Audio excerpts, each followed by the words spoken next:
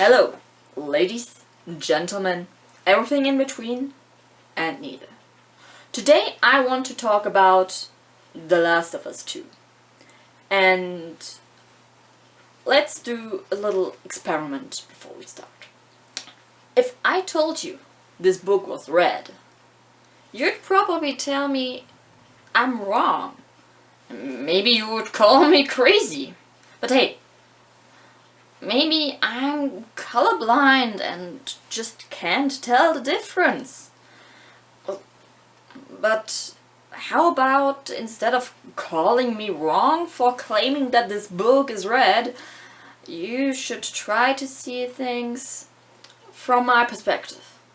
And I think that is broken down to the easiest concept what The Last of Us 2 tried to do with its story, and I think it has done that pretty well. It's probably not the best story ever, but it's definitely done and told pretty great. That's it. The gameplay was fun, but I'll get back to that later. The characters, old ones and new ones, were great. The environment was insane, pretty. I definitely have to repeat it for just spending a shit ton of time in photo mode, because wow, I need that on my walls. And now that I've said my first thoughts, I'm gonna get into it a little more detailed. So, grab a snack, grab a drink, and let's get to it. And before I actually get started, it's obvious, as also the title of this video says, spoiler warning for the entire game. So if you don't want to be spoiled, play the game, finish it, maybe sit on the ending for a while and think about it, watch a gameplay video, or if you actually don't care about spoilers and just want to hear me ramble, continue watching this. So, I first want to say the biggest surprise in the game for me was Abby. I went from, wow, fuck this bitch, I want to get revenge on her for killing Joel, to, wow, I actually don't want her to die. And I think that's a pretty strong move the game did on me. And yeah, and I really like her character. She's very complex and it's cool. Also, her character design is insane cool. I really love how buff and strong she is, and playing as her felt like playing as Joel again, with the brute force she went at enemies in melee, and it was fun. It was great. And yeah, so also her arc was amazing. How she went back to help Jara and Lev. I really enjoyed that part. Also, the risks she took to help Yara get her arm safely amputated. That was a lot. That was, wow. That monster in the hospital basement. Jesus. Wow. What the fuck? That was, first of all, the coolest battle.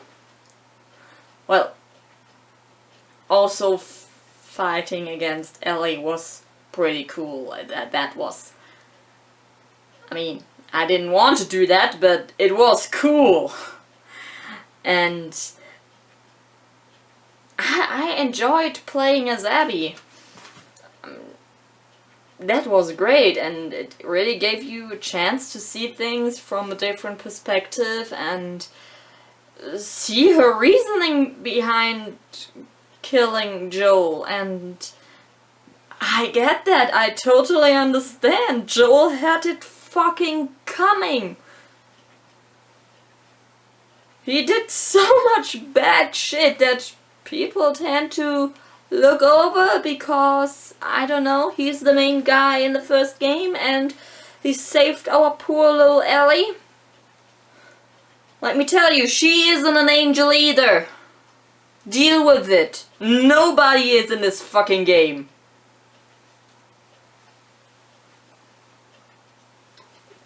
And to be honest, I actually kind of forgot about the hospital massacre and thought Joel did something completely different that would have justified for Abby to kill him and torture him before.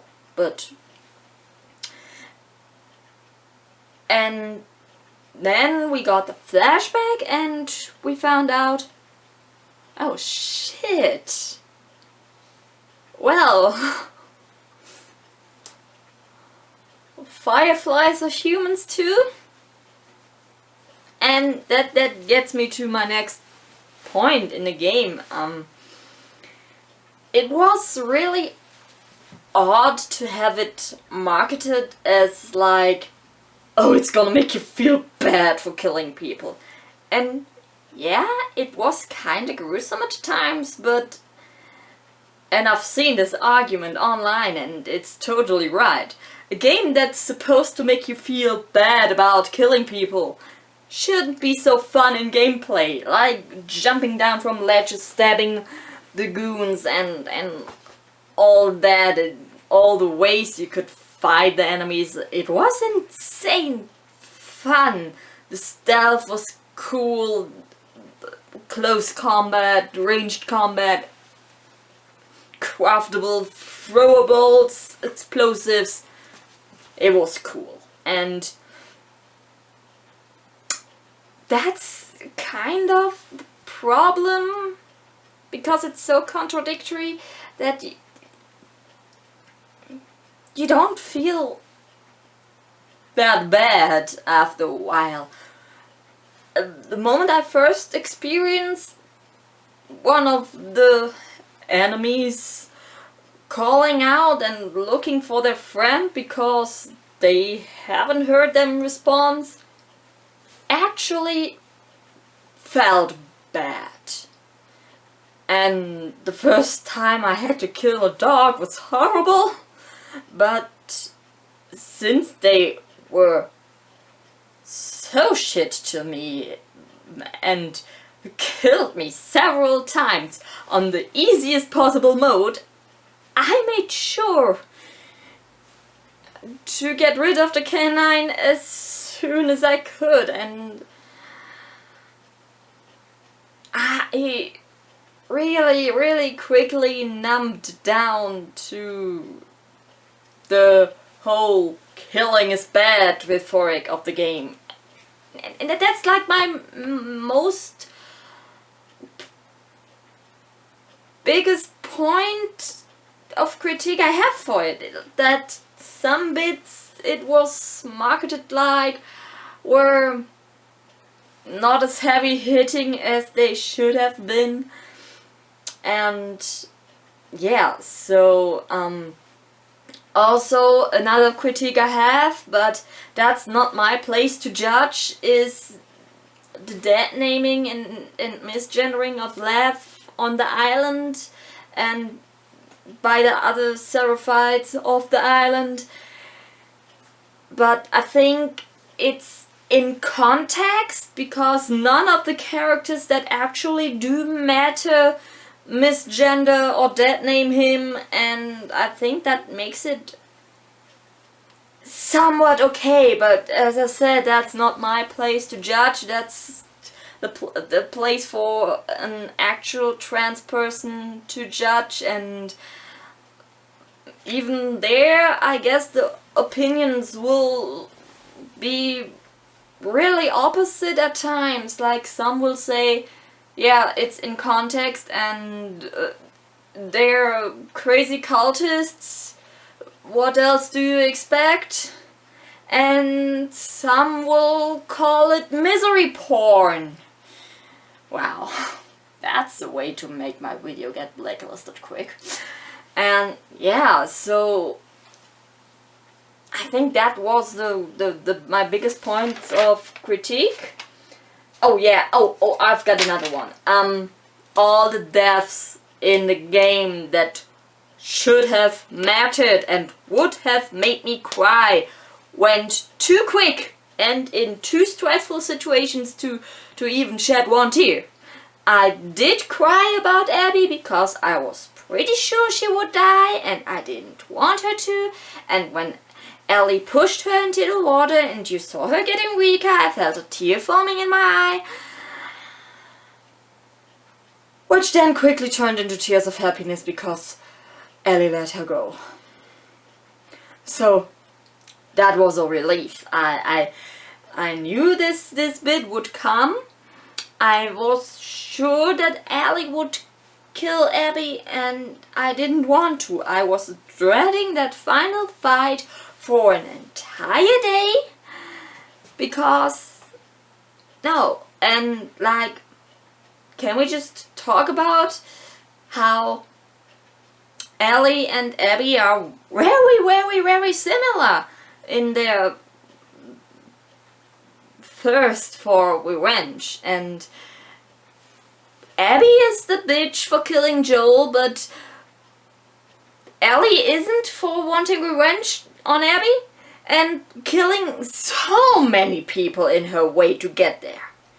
Like, Abby made absolutely and I'm not playing favorites here, I'm just saying what I think, because Abby made absolutely sure that she just got to Joel and just killed him for what he did. She let Ellie and Tommy go several times, and I think that does speak for her. Unlike Ellie, who killed several people and tortured Nora, even though she would have died anyways because of the spores, just to get to Abby, and I think, I'm not saying that it makes her worse, but nobody is good in a game, and it's definitely absolutely wrong to send an actor hate for portraying a character you don't like. Let's be clear about that.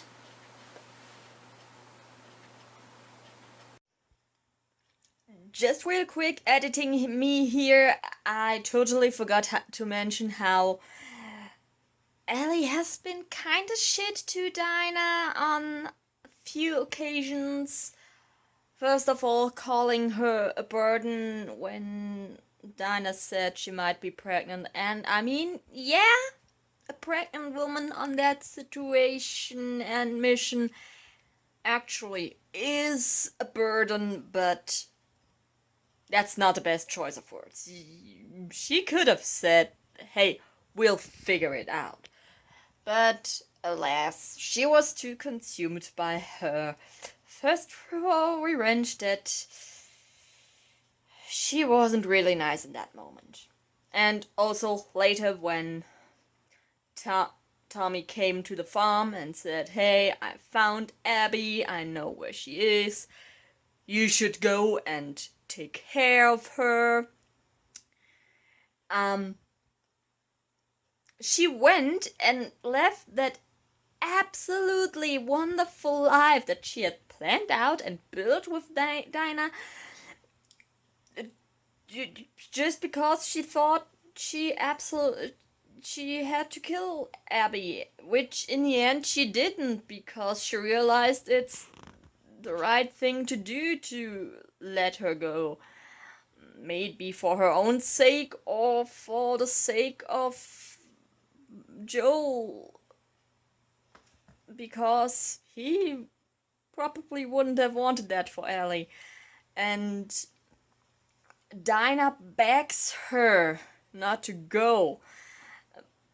She would be worried sick that Ellie died somewhere, and Ellie still goes, and that's really not nice. And it really hit me hard that Ellie would be like that consumed by her hatred for Abby that she would ignore the wishes of her girlfriend and treat her not nice. So yeah, I just wanted to add that. I think now I've said all the good and bad things I wanted to say about the game, and now I really want to get into like general thoughts and stuff. And I really want to start with one thing. There were certain moments in the game that gave me Red Dead Redemption vibes.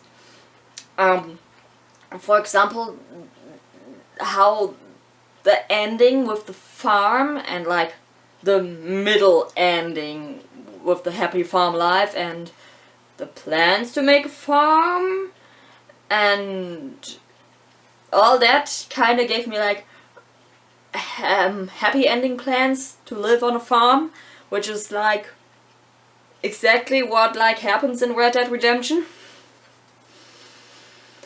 And yeah, also how the game started out in the snow, just like Red Dead Redemption 2 did, and yeah. Hunting down people who wronged you.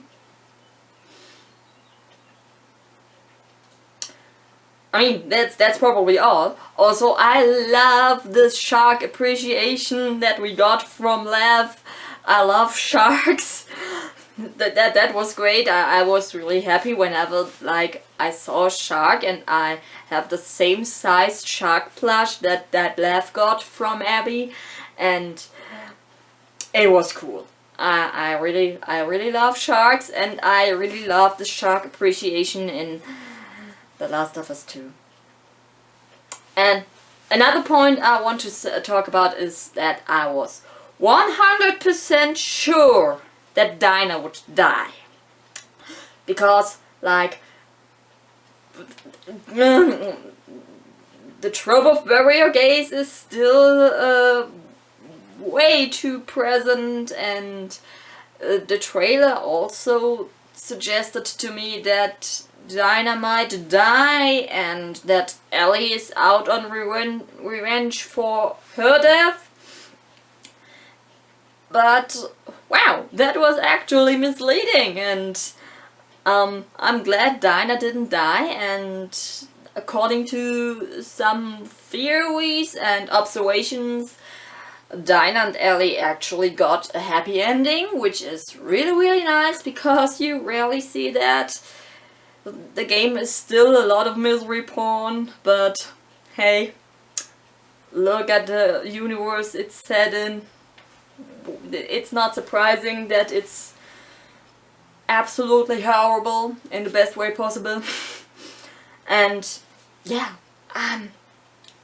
also even before the leaks that I accidentally stumbled upon, I was sure that Joel would die.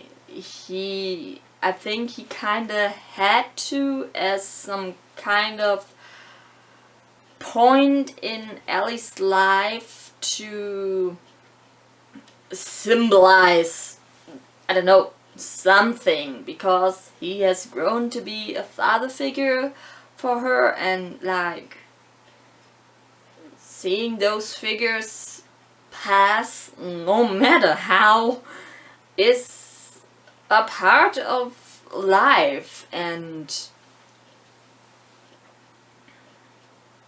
I just thought Joel would die maybe later in the game and not like in the first 1.5 hour.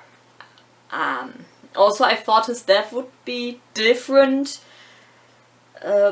But let's be real, he could have died in a dirt pit because the old man stumbled while climbing up a hill, and it would be just as non-deserving as getting beaten to death by a golf club. So, what can I say? I mean, I always said that Joel had it coming, but everyone in the game deserved better.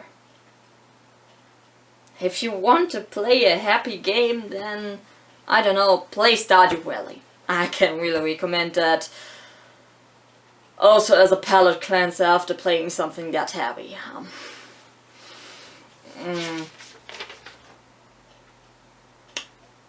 So, yeah, I think that's all I wanted to say. I can definitely recommend the game if you enjoyed the first one, but fair warning, it's definitely really brutal, and I actually don't remember the last time I've played something as brutal. I think maybe Wolfenstein and Duke Nukem come close. Maybe,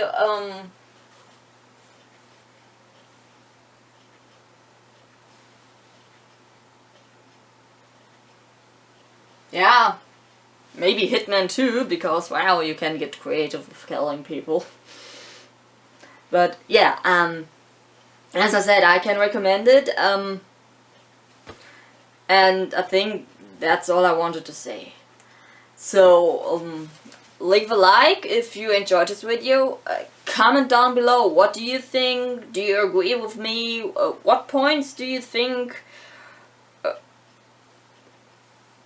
were like really good, what do you think about the game? Yeah, let me know what you think. Follow me on my social media at CommanderNici, just like my channel name. Subscribe if you haven't already, and until I figured out what I can upload next, watch my other stuff.